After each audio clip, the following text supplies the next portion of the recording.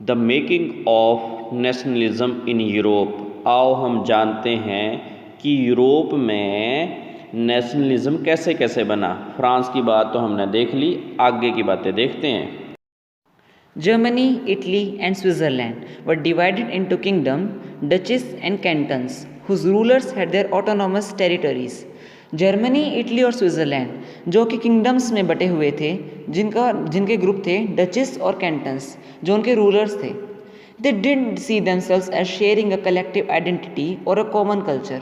उनके बीच में कुछ भी कॉमन नहीं था, ना कि उनकी कोई कलेक्टिव आइडेंटिटी थी, ना उनका कोई कॉमन कल्चर था। The Habsburg empire ruled over Austria Hungary. एक हैब्सबर्ग एम्पायर था जो कि पूरे यूरोप में फैला हुआ था, वो ऑस्ट्रिया और हंगेरी के ऊपर रूल करता था। In Hungary half of the population. अब जैसा कि हमने देखा, जर्मनी, इटली और स्विट्ज़रलैंड ये किंगडम्स में बटे हुए थे और डचेस और कैंटन्स इस पे रूल करते थे। उनके बीच में कुछ भी कलेक्टिव नहीं था, ना कुछ कॉमन कल्चर था। और जो हैब्सबर्ग एम्पायर था उसके ऊपर ऑस्ट्रिया और हंगरी के ऊपर वो रूल करता था। In Hungary, half of the population spoke Magyar, while the other half of the spoke a variety of dialects.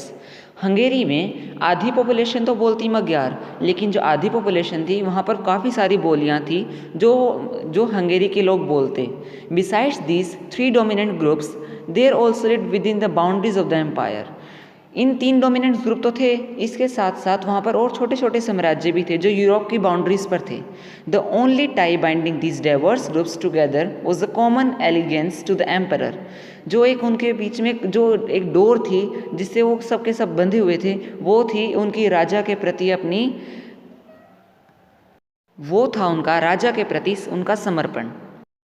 अभी हमने पढ़ा जर्मनी, स्विट्ज़रलैंड किंगडम्स में बटे हुए थे, डचेस कैंटन्स उन पे रूल कर रहे थे, उनके बीच में कुछ कॉमन नहीं था। हैब्सबर्ग एम्पायर पे Austria Hungary, Habsburg empire Austria Hungary के ऊपर रूल कर रहा था।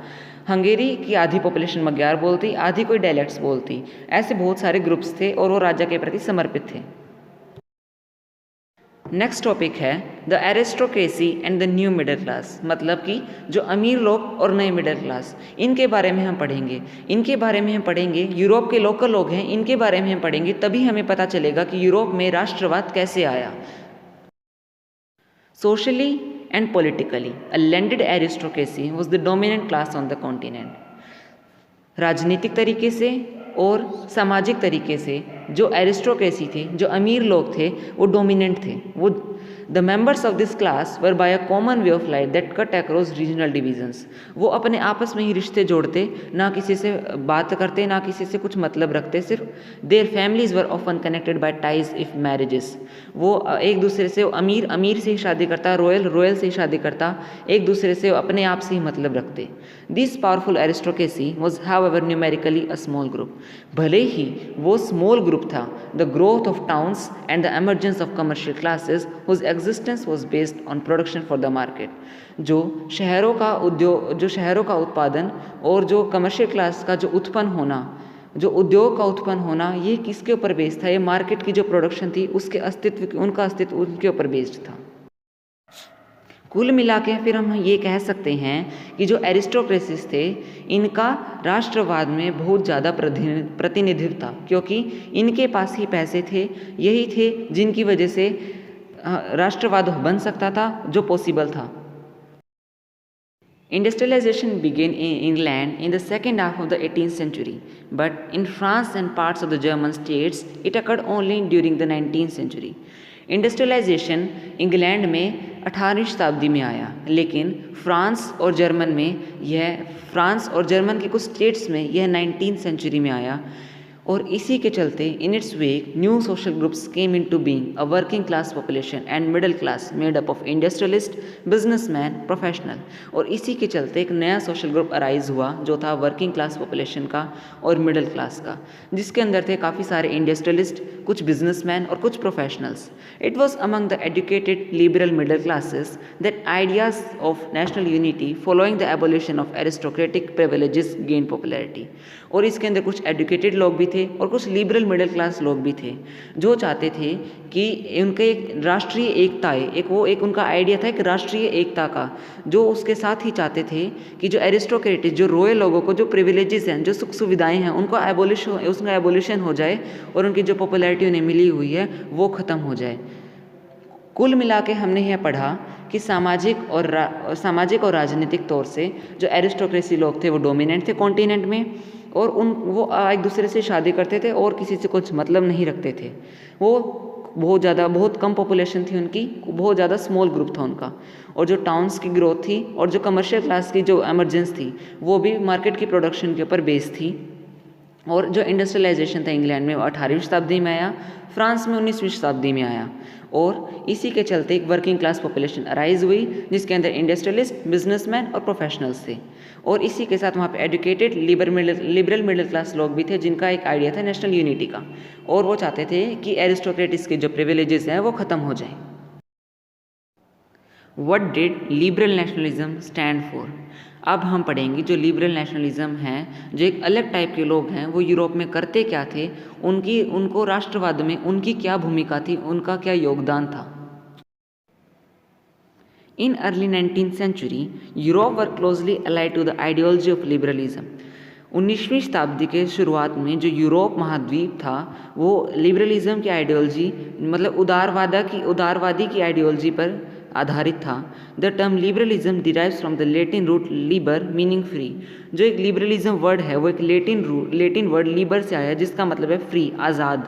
Liberalism stood for freedom for the individual and equality all before the law.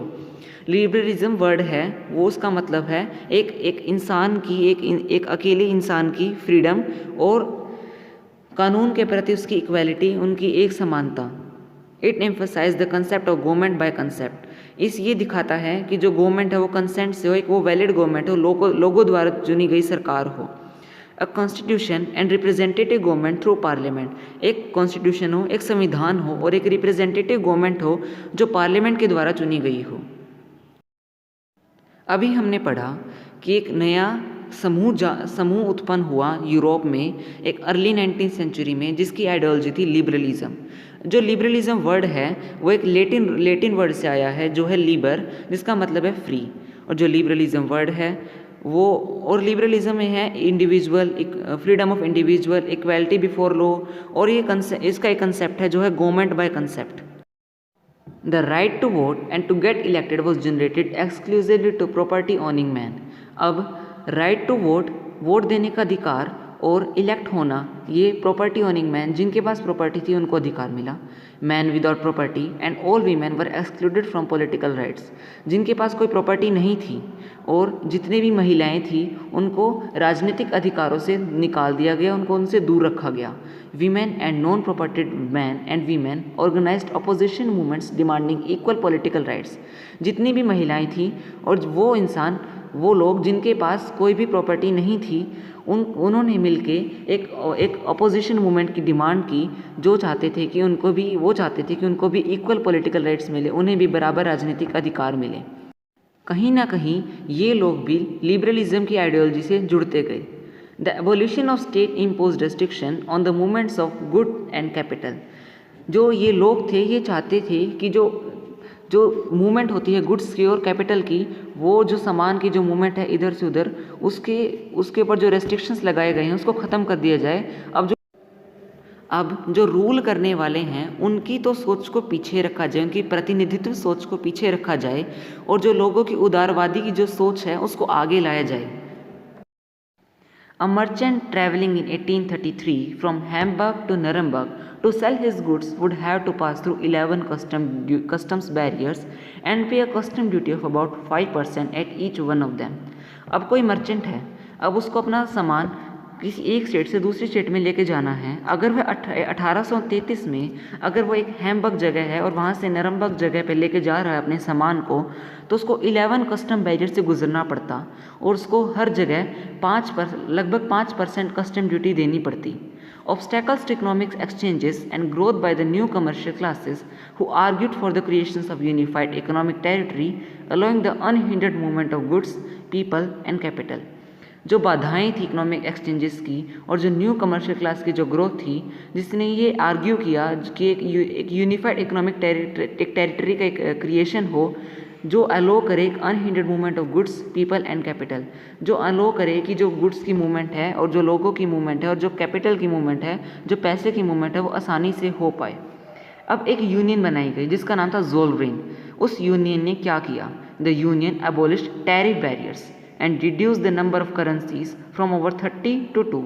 अब उस यूनियन ने क्या किया? उस यूनियन ने टैरिफ बैरियर्स हटा दिए और जो बहुत सारी करेंसीज थी, अब इतनी सारी स्टेट्स थी, अब इतनी सारी स्टेट्स की जितनी भी वो करेंसी थी वो लगभग 30 करेंसीज थी और उन 30 करेंसीज को 30 से लाके 2 पे कर दिया।